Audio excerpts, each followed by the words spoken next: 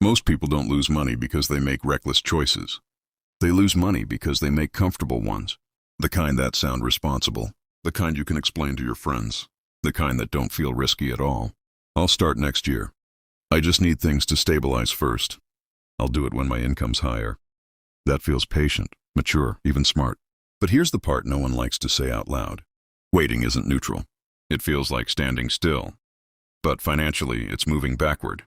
Because time doesn't pause just because you do. Compounding doesn't care about your intentions. And one more year is never just 1 year. It's a habit. A habit that quietly trades future control for present comfort.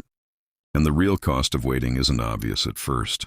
There's no alert, no warning, no moment where the damage feels dramatic. It just shows up later, as pressure, stress, fewer options, and a quiet sense that you're behind where you thought you'd be. Most people don't realize this until the math stops being forgiving. And by then, the price has already compounded. Idea 1, waiting feels safe because it protects your identity. Let's talk about what's actually happening when people delay. Because it's rarely about money, it's about identity. Starting to invest, even in a small, boring, automated way, forces a shift. You stop being someone who plans to build wealth and become someone who is responsible for it. That sounds subtle, but it's heavy. Responsibility means you can't hide behind someday. It means you can't blame timing. It means the outcome, good or bad, belongs to you. So instead, people protect their identity. They say, I'm still learning. I'm not behind. I just haven't started yet. I could do it any time. That last one is the most dangerous. Because believing you could start any time feels almost as good as starting. It keeps your self-image intact without requiring action. But here's the uncomfortable truth. Potential does not compound. Only behavior does. Time doesn't reward what you could have done. It rewards what you repeated. Waiting preserves comfort in the short term, but it quietly increases the emotional cost of starting later. Because every year you delay, the bar rises. The amounts feel bigger. The catch-up feels heavier. The pressure feels louder. And what once felt optional slowly becomes urgent. Most people don't notice this shift until they feel it in their chest. A low-level anxiety they can't quite name. And that's just the beginning. Idea 2, opportunity cost is the wealth you never get to feel.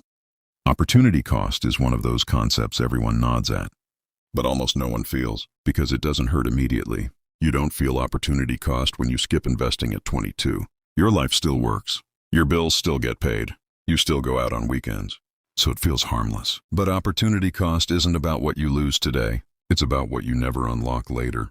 It's the flexibility you don't have at 30, the calm you don't feel at 35, the leverage you don't possess at 40. And leverage is what most people actually want. Not yachts, not flashy numbers. Leverage. The ability to say no, the ability to walk away, the ability to make decisions without panic. That's what compounding buys. Not excitement, relief. But here's where waiting becomes quietly brutal. When you delay early, you don't just lose returns. You lose time's contribution. Time is the only input you can't replace. You can invest more money later. You can work harder later. You can even take more risk later. But you can't buy back early years. And compounding is front-loaded. The earliest dollars do the most work.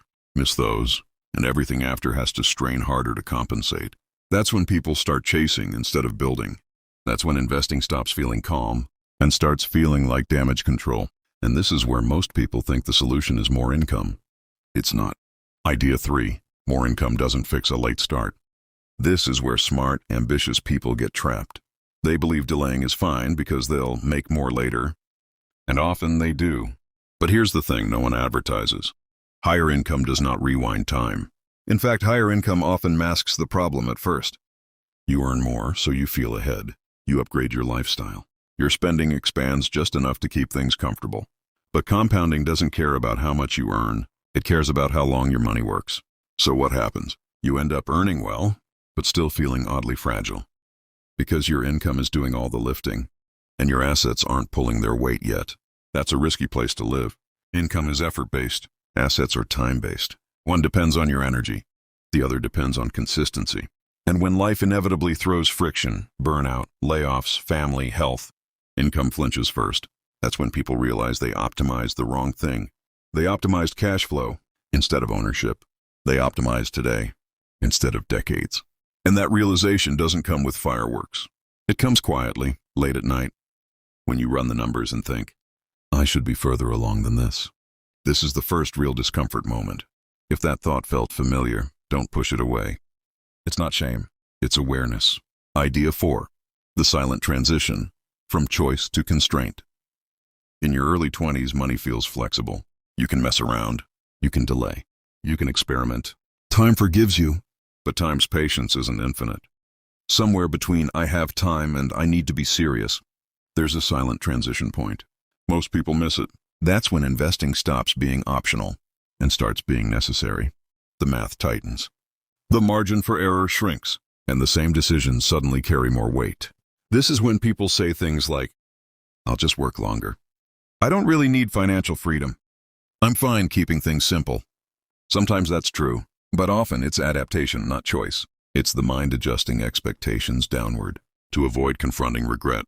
Because regret doesn't show up as panic, it shows up as quiet acceptance. And that's dangerous, not because it's dramatic, but because it's permanent. Once your future timeline compresses, you can't stretch it back out. You can hustle, you can optimize, but you're no longer building with ease. You're compensating, and compensation is exhausting. This is where compounding delay reveals its true cost. Idea 5. The second discomfort, realizing you knew better. Here's the part that actually hurts. Most people didn't avoid investing because they were ignorant. They avoided it because they were uncomfortable.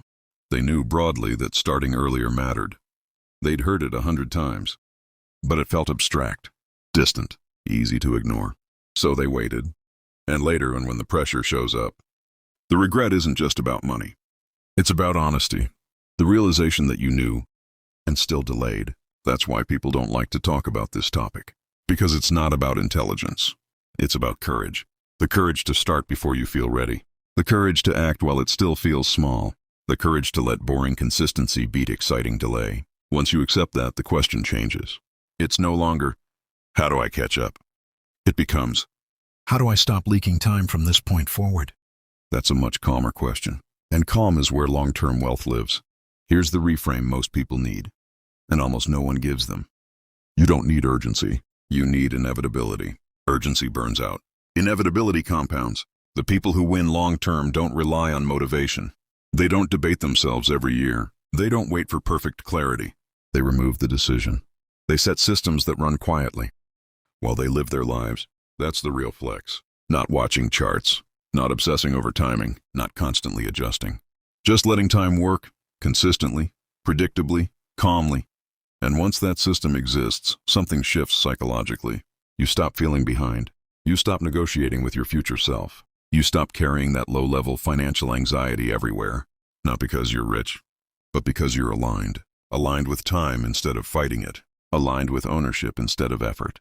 Aligned with who you'll be thankful to later. If this video made you slightly uneasy, that's good. That unease isn't fear, it's friction disappearing. And if you're thinking, okay, but what actually matters more than just starting? Then the next logical step isn't tactics. It's understanding ownership versus income. Because most people don't have a saving problem. They don't even have an investing problem. They have a framing problem. They optimize income. When control comes from ownership, that shift changes everything. And once you see it, waiting one more year stops feeling harmless forever. That's exactly what the next video breaks down. You're optimizing income instead of ownership.